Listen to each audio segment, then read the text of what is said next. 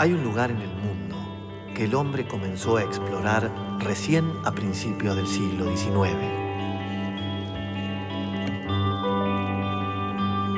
Donde la altura media es de 2.300 metros sobre el nivel del mar, lo que lo hace el continente más elevado. La temperatura llega a 90 grados centígrados bajo cero y los vientos alcanzan velocidades de hasta 250 kilómetros por hora. La Antártida, uno de los lugares más desafiantes de la Tierra. Los primeros expedicionarios pasaban sus días en precarios y desolados campamentos debido a la dificultad para transportar equipamiento. Recurriendo a los más primitivos medios de transporte, se adentraban en el territorio blanco para descubrirlo y conocerlo. Siendo el último continente que fue explorado, hoy constituye un ambiente vital y muy productivo para la investigación científica. Hombres y mujeres comprometidos con la ciencia se aventuran en estas tierras remotas y hostiles para seguir aportando conocimientos sobre nuestro planeta. Antártida, el continente de la ciencia.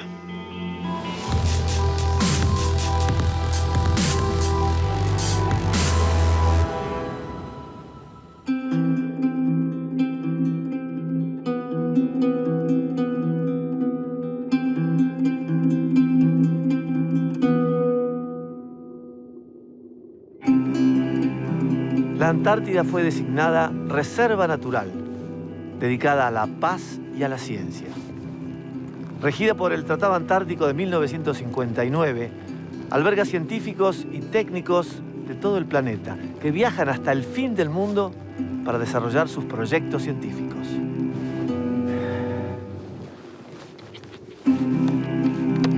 ¡Ah! ¡Ah!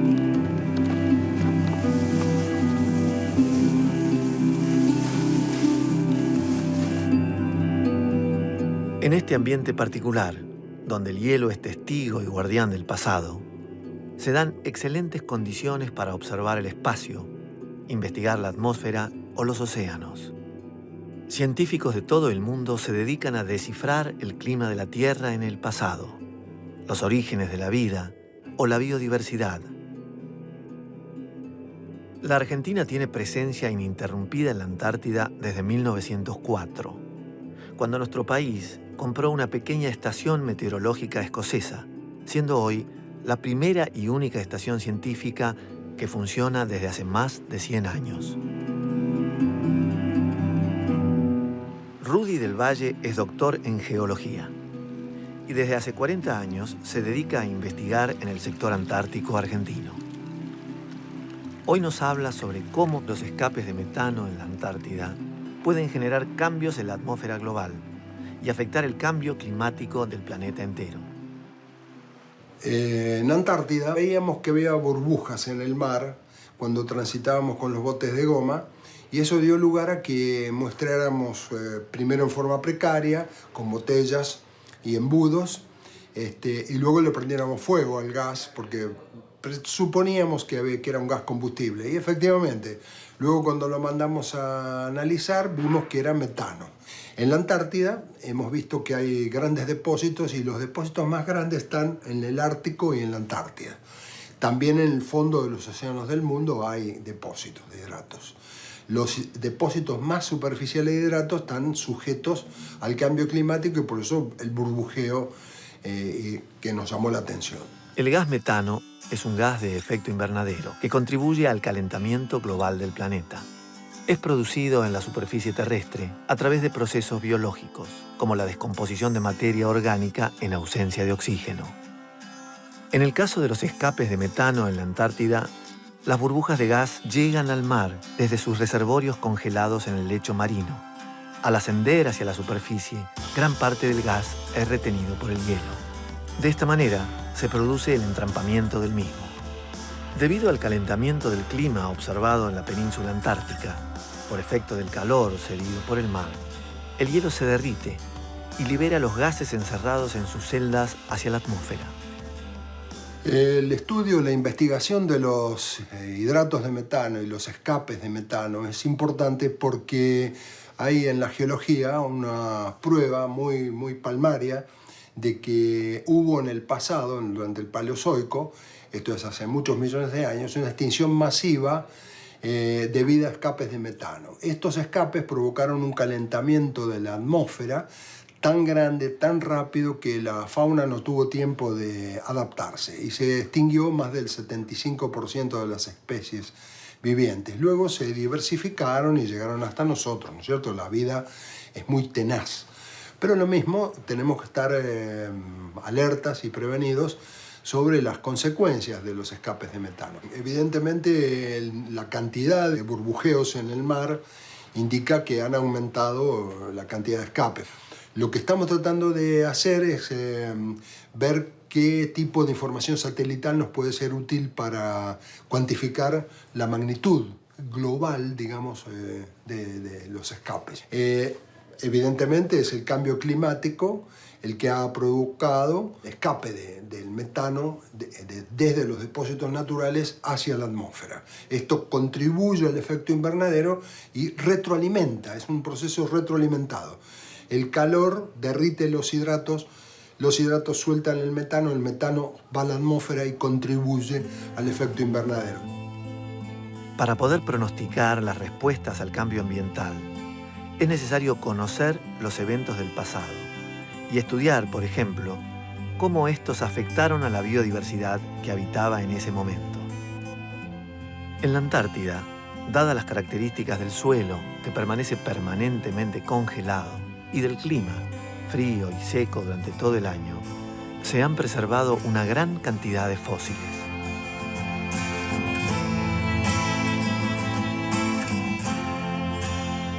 Existen diferentes centros de investigación a lo largo de todo el país en donde se estudian temas relacionados con la Antártida.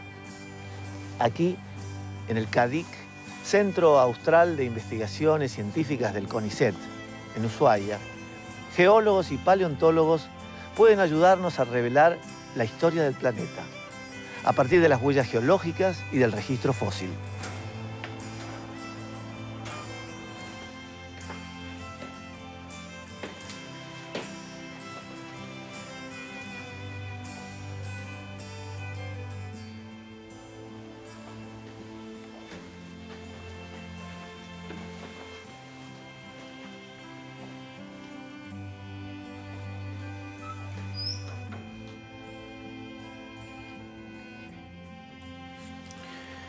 En el Laboratorio de Geología Andina del CADIC, Daniel Martignoni y un equipo de investigación estudian fósiles del período Cretácico.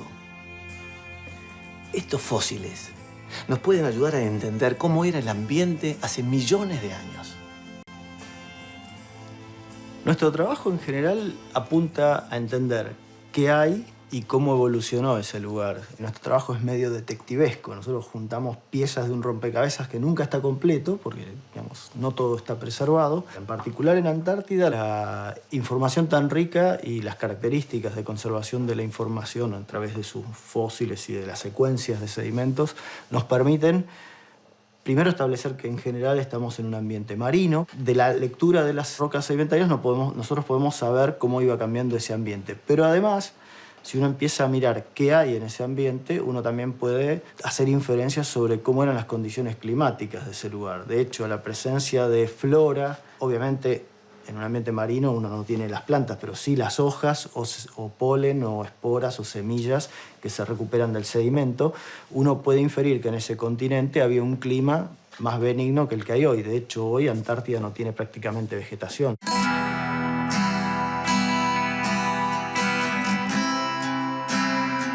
Miramos por la ventana en Tierra del Fuego y tenemos la imagen de Antártida en el Cretácico. El sur de Patagonia tiene un bosque de Nothofagus y una orografía, un enfriamiento estacional, que es muy probable que haya sido la condición climática de la zona de la península antártica que nosotros estudiamos para el Cretácico superior.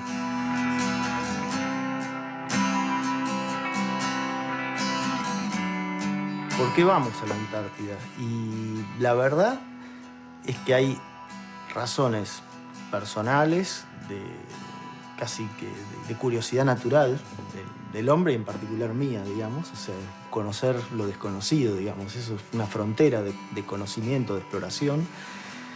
Y una vez que eso se consensúa a nivel global, también es casi un deber, como argentinos en particular, porque somos suscriptores del Tratado Antártico y el Tratado Antártico nos marca dos objetivos muy concretos: la paz y la ciencia. O sea, si no vamos a hacer una investigación científica en la Antártida, a lo sumo lo que podemos hacer es colaborar para que otros la hagan. Y en ese caso, bueno, nuestro rol está ahí, ¿no? Poner en evidencia qué es la Antártida y cuán interesante es ese ambiente y cuán delicado es, nos pone en perspectiva de cómo deberíamos tratar nuestros lugares, ¿no?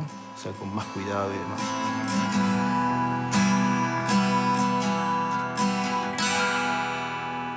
Debido a su ubicación en el globo, el Círculo Polar Antártico permanece de día durante 6 meses consecutivos. Cada 22 de diciembre, el sol ilumina la Antártida, siendo visible en el cielo durante las 24 horas del día. Luego, en los 6 meses siguientes, las noches se van haciendo paulatinamente más largas, hasta llegar al 22 de junio, día en que la noche dura 24 horas. Observar el cielo en la Antártida es una tarea apasionante y casi hipnótica. Debido a que más del 99% del continente está cubierto de hielo, se mantiene un ambiente libre de polvo, por lo que cuenta con una atmósfera extremadamente limpia. Estos factores, sumados a la ausencia de ciudades y su contaminación lumínica, hacen del continente blanco un lugar ideal para el estudio del espacio. Sergio Dasso es especialista en física espacial. Trabaja junto a un equipo del Instituto de Astronomía y Física del Espacio, del CONICET y la UBA, en un proyecto para colocar un detector de partículas energéticas de origen extraterrestre. Este detector permitirá monitorear el flujo de estas partículas y sus variaciones. El estudio de estas partículas permite conocer mejor propiedades del medio interplanetario y del universo extremo. Las partículas energéticas que nos interesan y que podemos observar con el detector que estamos diseñando tienen un origen extraterrestre, un origen que está fuera de la Tierra, pero principalmente tienen dos orígenes. Un origen que es solar. El Sol tiene actividad magnética muy intensa y en algunas circunstancias emite flujos de partículas muy energéticas que pueden arribar, dependiendo de la dirección en la que son emitidas, a la Tierra. Y por otro lado, las otras partículas que nos interesan son partículas ya más lejanas, son partículas galácticas que se generan en otros sistemas estelares y que tienen que atravesar toda la galaxia y todo el sistema solar hasta llegar a la superficie de la Tierra, en donde nosotros las podemos observar. Estas partículas cósmicas que nosotros estudiamos, una vez que llegan a los alrededores de la Tierra, todavía tienen que entrar hasta la superficie. Y como son partículas que tienen carga eléctrica, principalmente estas partículas son protones con carga eléctrica, son muy sensibles y son guiadas por la presencia de campos magnéticos. Entonces, si tengo un campo magnético en el entorno de la Tierra y la Tierra tiene su propio campo geomagnético, estas partículas lo ven a ese campo y ese campo es como una autopista que les dice por dónde tienen que viajar. El campo geomagnético es el campo magnético que se encuentra en el entorno terrestre. La forma de sus líneas de atracción es similar a las que se generarían con un inmenso imán ubicado en el centro de la Tierra. Este campo, sumado a la carga eléctrica que generalmente tienen las partículas cósmicas, hacen que su llegada esté inhibida en regiones de la Tierra cercanas al ecuador y favorecida en la superficie terrestre cercana a los polos. Así, instalar detectores de este tipo de partículas en estas regiones tiene muchas ventajas, ya que ciertas partículas solo pueden ser observadas allí. Hola Vivi, ¿cómo andás? ¿Cómo está el tiempo por la Antártida?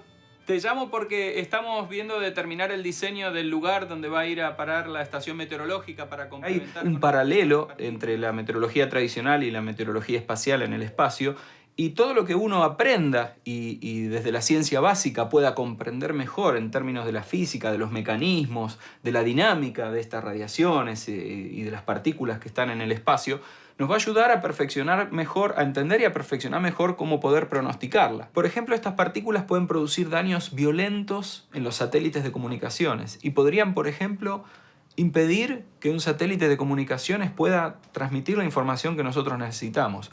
De hecho, algunos de estos satélites podrían ser los satélites que orbitan en el exterior de la Tierra, que se llaman los GPS, que hoy por hoy los utilizamos en nuestros teléfonos celulares incluso, pero que es mucho más delicado porque a veces en una gran tormenta de las comunes, tormentas troposféricas, tormentas de la meteorología tradicional, quiere aterrizar un avión y no puede visualizar bien dónde está aterrizando, entonces este avión decide operar en forma automática, guiando su posición, posicionándose con el uso de GPS. Y si justo de forma fortuita en ese momento tenemos una invasión de partículas energéticas de la galaxia o del Sol, entonces lo que puede ocurrir es que estos GPS fallen y traigan un problema en el aterrizaje del avión. Es decir, que la tecnología actual del hombre de hoy depende violentamente en su uso cotidiano, en su vida cotidiana, de todas estas tecnologías que son muy susceptibles a estos daños que producen estas partículas.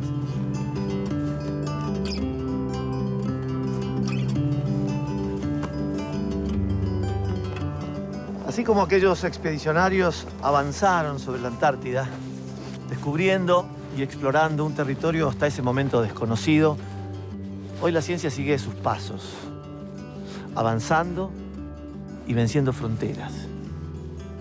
Así se constituye la principal riqueza de este continente, la información científica que allí se genera.